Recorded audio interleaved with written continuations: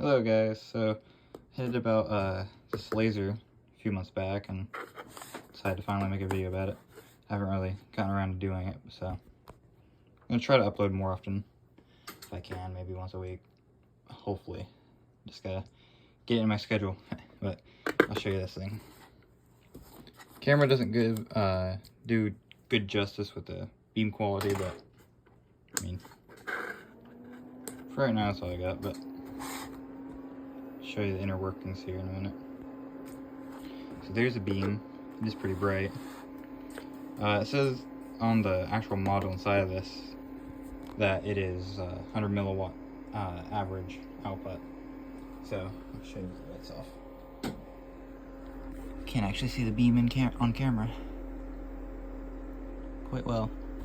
And it's a DPSS too, so you can see by that tight beam. Wider beams are usually associated with direct diode lasers, but it gives like a more of a true, like a sky blue color. Camera picks up as a more of a dull blue, but it's more of a sky blue, like a bright cyan sky blue color to my eyes. I'm gonna show you the inner workings of it. Power it off.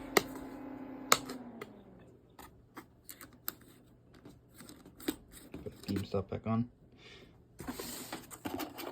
And I have little tabs here that I can bend to open it. Alright. So here's the inner workings. I have a computer power supply that I've hooked to the main switch right here. This switch right here. So this is the main power switch, and this is the laser power switch. So main power, laser fire. Whenever I turn it off, I always forget which way to turn it off and on, but well, if you turn it off with this switch first and then this switch, it turns it off more softly. And also I made a circuit here to turn it on more softly as well. So there's a capacitor and an inductor. I think there's a resistor on here too somewhere, but it reduces the spike in voltage going into the power supply.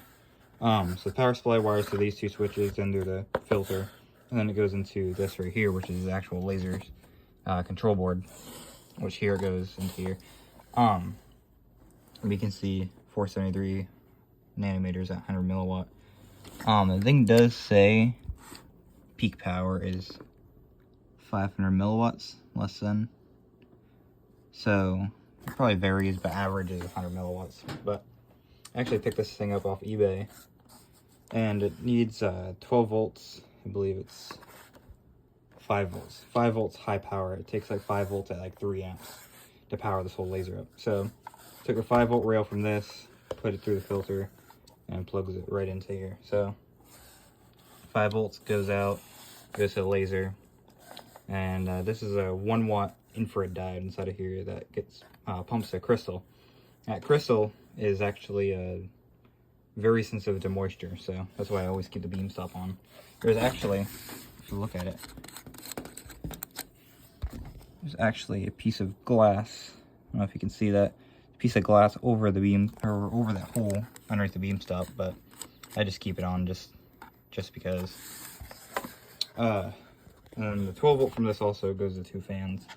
This one goes this way, and that one blows it out. So, but I might eventually try to 3D print a case, maybe. I mean, it's fine how it is. It's not loose. It's sturdy, pretty sturdy the way I built it. And with these tabs, you go in and just bend them either way, and it does that. But they don't always like to line up, that's for sure. So I could definitely improve on the closing mechanism of this. That's for sure. You see, they like to bend downwards. But yeah, so it just takes a normal computer power plug. So, but thought I'd show this off. I have a lot of things to do tomorrow. I don't know if I'll make another video tomorrow on something. I might show off some of my radioactive glassware and stuff.